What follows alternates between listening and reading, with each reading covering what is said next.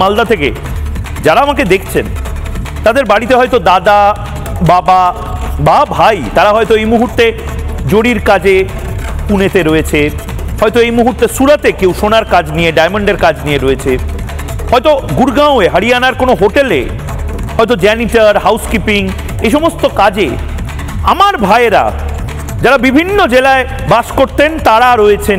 কাদের ভালো লাগে বলুন তো? কারোর ভালো লাগে বলুন তো হরিয়ানাতে বসে, হরিয়ানাতে বাজার করে, হরিয়ানাতে একা স্টোভে রান্না করে তারপরে আবার অফিস যেতে? প্রত্যেকের ভালো লাগে না মায়ের হাতের একটু আলু সেদ্ধ ভাত খেতে? প্রত্যেকের ভালো লাগে না স্ত্রীর সাথে, বাচ্চার সাথে একটু সন্ধ্যেবেলা বেরোতে, বন্ধুদের সাথে আড্ডা মারতে? কেউ শখ করে নিজের রাজ্য ছাড়ে না। মমতা বন্দ্যোপাধ্যায় একটা ভয়ঙ্কর আবেগ নিয়ে এই মুহূর্তে খেলছেন।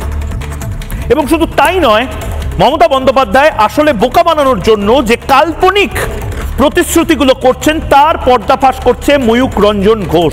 এবং আমি চ্যালেঞ্জ দিয়ে বলছি, কোনো বাংলার কোনো মিনমিনে মিডিয়া এগুলো নিয়ে 1 ঘন্টার প্রাইম টাইম শো করবে না। তার কারণ এটা নিয়ে কেউ কথা বলারই সাহস দেখাবে না।